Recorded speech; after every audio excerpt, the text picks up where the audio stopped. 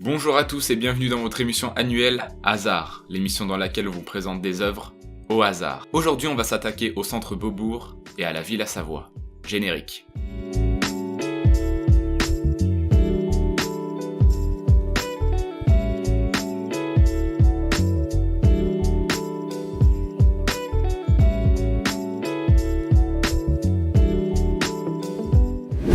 Aujourd'hui, nous allons vous présenter la Villa Savoie et le Centre Pompidou afin de vous montrer en quoi ces architectures sont novatrices et avant-gardistes. Conçue par l'architecte Charles-Édouard Jeanneret, plus connu sous le nom du Corbusier, la Villa Savoie est une grande maison sur pilotis située à Poissy, dans les Yvelines. La famille Savoie a fait appel à cet architecte en 1927 pour créer leur maison de vacances qui fut construite entre 1928 et 1931. Cette maison est ainsi très novatrice pour l'époque. La Villa Savoie mesure 9,40 m de haut, 19 mètres de large et 21,50 m de long avec une surface totale de 440 m². Né en Suisse en 1887 et décédé en 1965, Le Corbusier était un peintre, théoricien, architecte, designer et également urbaniste. Il est la figure majeure de l'architecture moderne. Il a conçu de nombreux bâtiments modernes, comme la Cité radieuse à Marseille, la chapelle Notre-Dame du Haut à Ronchamp, ou bien encore le couvent de la Tourette près de Lyon. Dans ses architectures, Le Corbusier a énormément utilisé le béton armé, un matériau qui était assez récent à l'époque. Parlons maintenant de l'histoire de la villa. Pendant la Seconde Guerre mondiale, la villa était occupée par des soldats, ce qui l'avait fortement détériorée. La ville de Poissy a ensuite décidé de racheter la propriété pour décider de la raser et y construire un lycée. Heureusement ici, l'État français est intervenu et a pris possession du bien en 1962 afin de le protéger et de le restaurer entièrement. Les travaux de rénovation furent terminés en 1997 et la Villa Savoie fut classée monument historique. Analysons maintenant la villa. Lorsqu'on regarde le plan du rez-de-chaussée, on remarque qu'il a une forme de bateau. Cela rappelle l'eau et l'effet est renforcé par les pilotis. Ceci donne une impression de légèreté, comme si la maison flottait sur l'eau. Dans cette architecture, on observe de nombreuses caractéristiques relevant de l'architecture avant-gardiste. Tout d'abord, nous avons les pilotis, qui est un système assez rare pour l'époque. Cela donne une impression de légèreté et de liberté. Ensuite, nous avons les grandes fenêtres en longueur, qui sont permises par le fait que les murs extérieurs ne soient pas porteurs. Donc ces grandes baies vitrées permettent d'apporter de la lumière à l'intérieur, et d'être exposées au soleil même depuis l'intérieur de la maison. On a également la façade libre, un système qui va de pair avec les grandes fenêtres. En fait, les poteaux sont en retrait des façades et le plancher est en porte-à-faux. Donc la façade devient une peau mince de murs légers et de baies vitrées.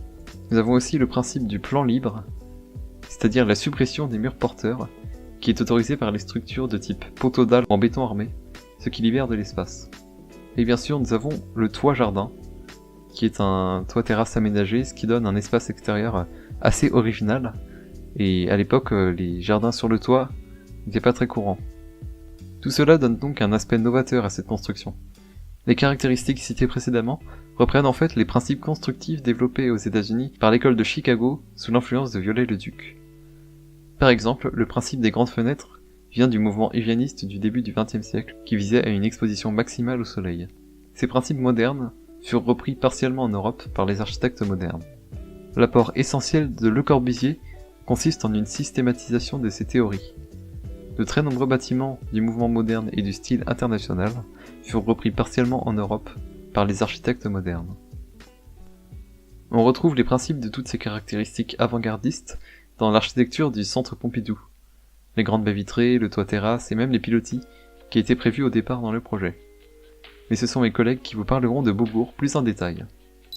Inauguré en 1977, le Centre Pompidou, plus communément appelé Beaubourg, est un établissement pluriculturel basé dans le 4e arrondissement de Paris, à Beaubourg. La création de cette institution aujourd'hui emblématique du 4e arrondissement de Paris est due à la volonté du président, Georges Pompidou. Il voulait créer un espace totalement dédié à la création contemporaine du XXe et XXIe siècle. Il souhaitait réunir art plastique, design, musique, cinéma, littérature, afin de proposer au public l'institution pluriculturelle la plus complète possible. Il est aujourd'hui évident que l'ancien président a complètement relevé son défi. Le centre Pompidou a été conçu par deux architectes, l'italien Renzo Piano et le britannique Richard Rogers. Jusqu'en 1971, date de leur collaboration, les deux architectes suivent un parcours différent mais construisent dans un esprit assez proche. Renzo Piano, après des études d'ingénieur, apprend la pratique du chantier avec son père, entrepreneur à Gênes, ville où la mer et l'activité du port viennent nourrir son univers. C'est lui qui aura l'idée de donner au centre cette allure de paquebot géant, comme tout droit sorti des chantiers navals de sa jeunesse. Richard Rogers, né en Italie mais installé à Londres, fonde après ses études une agence d'architecture avec un autre architecte, qui deviendra lui aussi très célèbre. Dans cette agence, ils conçoivent une sorte d'architecture high-tech, à la fois fonctionnelle, élégante et transparente. À partir de 1969, date à laquelle l'idée de créer le centre Pompidou commence à germer dans la tête du président justement, Richard Rogers se rapproche de Renzo Piano, avec lequel il partage le souci d'une architecture flexible, différente et où le mouvement joue un rôle important. Leurs idées révolutionnaires de génie leur permettront donc de remporter le concours et de bâtir cette architecture hors du commun qui fera date dans l'histoire. L'architecture du centre Pompidou présente des caractéristiques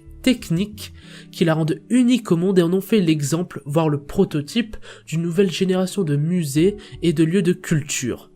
Son originalité s'affirme principalement à travers la libération de l'espace des grands plateaux intérieurs tout entiers dévolus aux œuvres et aux activités. Alors, concernant les dimensions, de l'extérieur, le bâtiment fait 166 mètres de longueur, 60 mètres de largeur et 42 mètres de hauteur. Leur surface respective de 7500 mètres carrés est ainsi débarrassée de toute structure portante et leurs aménagements rendus plus souples et modifiables. Grâce à la structure porteuse, rejetée à l'extérieur du bâtiment, à l'extériorisation des flux, à l'utilisation de l'acier, qui représente 15 000 tonnes, et du verre, qui représente 11 000 mètres carrés de surface vitrée, les constructeurs ont imposé un bâtiment précurseur dès les années 1970, héritier des architectures de fer de l'âge industriel. Le centre Pompidou, qui a, disons-le, une architecture très atypique, est reconnaissable à ses couleurs primaires vives et ses énormes canalisations extérieures. D'où le surnom que lui ont laissé les détracteurs, Notre-Dame des tuyaux. Alors, concernant les matériaux, soyons plus précis. Le matériau dominant du style contemporain est l'acier. Il est résistant, facile d'entretien et se prête à toutes les formes et les exigences. Il y a également le verre qui donne de la fluidité et de la transparence à l'espace. Le bâtiment de Piano et Roger est unique, aussi bien par son système de porteurs jusque-là inédit, que par ses matériaux, alors à la pointe de la technologie et de l'acier. De plus, le centre s'inscrit dans la lignée des premières structures métalliques ayant marqué l'histoire de l'architecture du 19e siècle. La charpente métallique qui constitue de 14 portiques espacés de 12,80 mètres, comportant chacun 2 poteaux distincts de 50 mètres sur lesquels vient s'articuler à chaque niveau un élément en acier moulé appelé gerberette, du nom de son inventeur, l'ingénieur allemand Gervais. Parlons maintenant de la couleur structurante. La présence très forte de la couleur est l'une des caractéristiques de l'architecture du centre Pompidou. 4 couleurs fortes. Le bleu, le rouge, le jaune et le vert, anime ses façades et habille sa structure selon un code défini par les architectes. Le bleu pour les circulations d'air, donc la climatisation, le jaune pour les circulations électriques, le vert pour la circulation d'eau, et le rouge pour la circulation des personnes, les escalators et les ascenseurs. Ce qui est intéressant aussi, qu'on peut s'apercevoir dans le centre Pompidou, ce sont les transparences et les reflets qui le composent. Les façades du centre Pompidou expriment bien cette ouverture. Lorsque l'on se trouve à l'intérieur, les grands panneaux vitrés ouvrent le regard sur l'espace urbain. Dans le musée ou les expositions, il y a toujours un endroit où, au détour d'une salle, le visiteur est projeté dans la ville. De la même manière, de l'extérieur, l'intérieur des espaces est visible.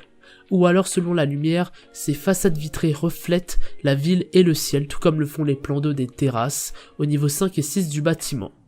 Chaque baie vitrée a une hauteur de 7 mètres. Le centre Pompidou dispose aussi d'un toit terrasse. Cette terrasse unique jouit d'une vue entièrement dégagée sur les toits et les monuments de Paris.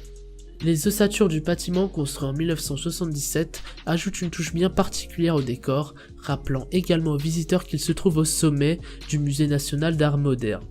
Donc on peut voir en fait toute cette audace architecturale, ce caractère novateur, voire révolutionnaire du bâtiment, qui élève le centre Pompidou au rang des architectures les plus symboliques de la fin du XXe siècle. C'est devenu un véritable emblème de l'art contemporain.